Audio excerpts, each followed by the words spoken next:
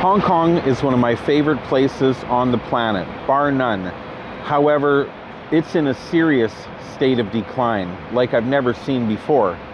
But if Hong Kong is technically part of China, why is it so different from China? Well, let's talk about it.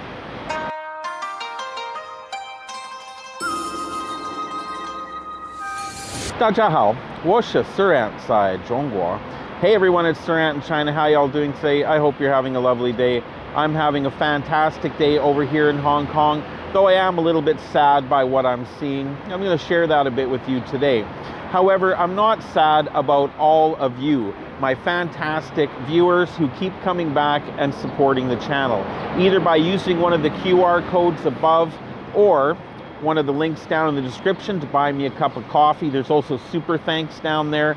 谢谢你们, I really appreciate it. That's fantastic.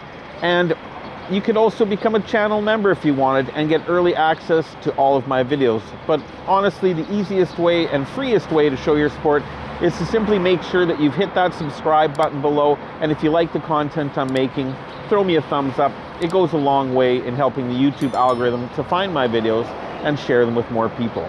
But now let's talk about Hong Kong. Now, I've been coming to Hong Kong for 21 years. This has been my oasis in Asia. The entire time that I've lived in Shenzhen, anytime I wanted to get out of mainland China, especially 10, 15 years ago, I would come to Hong Kong because whatever Western niceties, things that I was used to from Canada that I couldn't find in mainland China, I could absolutely find here in Hong Kong. And I just loved the city. It's a beautiful city. It's got amazing people, very, very warm and friendly. There's so much to see and do. And in the past, it was a city that never slept. However, a lot has changed. The economy of Hong Kong has literally crashed. There are homeless people everywhere. Shops are shuttering everywhere. Restaurants, bars, retail outlets, shopping centers. It is amazing how many businesses are closed here. Now, I'm going to show you a bit of that today. And I'm not doing this late at night because unfortunately, due to the lack of income, a lot of these businesses, even the big shopping centers in the not directly tourist areas, will close at 6 p.m. Very, very few businesses these days, even restaurants, stay open past 9 o'clock at night. Oftentimes not even past 6. And it's just simply because people don't have the money to spend anymore. And it's really, really terrible. It's absolutely sad. But I wanted to make some videos to show you today just what I'm seeing now, because it's not like it was before. So I'm going to do this in the daytime. It is currently lunchtime in Hong Kong. I'm in Mong Kok at the moment, but I'll show you some samples in the daytime from Central, from Wan Chai and Causeway Bay as well, which are really touristy areas. There should be a lot more people, and there should be a lot more shops open and less shops shut down. And it's not that they closed early. You can tell by the dilapidated state they're in, the for lease posters and stickers everywhere, and the graffiti. They've been closed for a very long time. But yeah, let's go take a look now at what's actually going on in Hong Kong, and then we'll talk a little bit about why I personally think that it is this way. Okay, so we had a little look around in the different districts, and yeah, it's unfortunate, it's unhappy. As you can see, there are homeless people literally living on the streets. That one gentleman that I went past there, I had in my bag some leftover fruit from last night, some pomelo and grapes, all clean, and I decided that he probably needed them more than I did, so I dropped those on him. I don't like to give homeless people cash because it tends to be used for something to take their aches and pains away, as opposed to something that combats their hunger. So I was happy to give him that food. However, why is Hong Kong like this? It never used to be this way. And China, mainland China, if you go across the river, 1 hour travel from where I'm sitting right now is a completely different story. It's amazing. It is night and day, the difference between these two environments. Well, a big part of it is that Hong Kong, up until 1997, was under the control of the British government. And in 1997, it came back to mainland China, technically, but it still remained an autonomous region. Meaning that even though they were technically under the Communist Party's control from the mainland China, as an autonomous region, they were allowed to maintain their own local government and maintain the practices that they'd kept for so long, which is why there's still an international border between Hong Kong and mainland China. You can't just go back and forth between the two. It does require visas and passports and things like that. And there are very distinct border crossings. I would show you those border crossings, but unfortunately it's not legal to make videos in border crossings or even take pictures, so I can't do that, but trust me, they're there.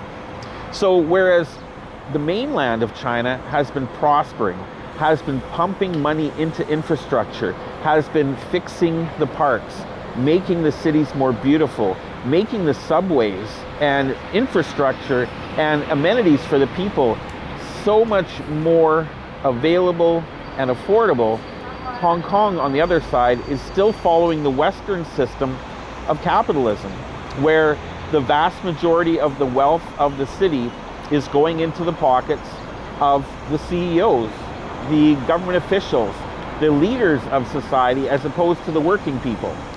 It's getting more and more expensive day by day to live in Hong Kong. For example, taking a subway in Shenzhen all the way across the city, a beautiful, modern, well-lit, clean subway costs 7 renminbi maximum. That's about $1.25 Canadian or 75-80 cents American to go an unlimited distance all the way across the massive city of Shenzhen. Here in Hong Kong, on the other hand, to get from where I am now to the border, which would be about a 45-minute subway ride, will cost me 60 Hong Kong dollars, which is about $10 or $12 Canadian or $9 to $10 American, which is a lot of money just to take the subway, just to commute. It is so much incredibly cheaper on the Chinese side. And on top of that, here in Hong Kong, the train stations are dilapidated. They're terrible inside. The last time I took the train here last year during a rainy day, when I was on the covered platform waiting for the train, the water was literally pouring through the roof so badly that people had to use their umbrellas underneath the coverings because it was so, they were literally doing nothing.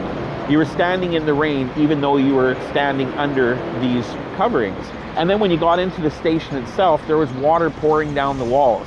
The city is just not investing in fixing their infrastructure, and it shows. And on top of that, the cost of living has gotten ridiculous. A loaf of bread here in Hong Kong will cost you 30 Hong Kong dollars. That same loaf of bread in Shenzhen will cost 5. Everything here is 5 to 10 times more expensive. So much so that many Hong Kong residents, especially older residents who are living on pensions, will make a trip once a week or more across the border into Shenzhen to go to places like Walmart or Sam's Club or any big grocery chain in order to buy their food for the week, because it's simply unaffordable now in Hong Kong. And spending 60 Hong Kong dollars on a bus to go from Hong Kong into Shenzhen, fill up your suitcase with food, and then pay another 60 to come back is still cheaper than buying that same amount of groceries here, by far.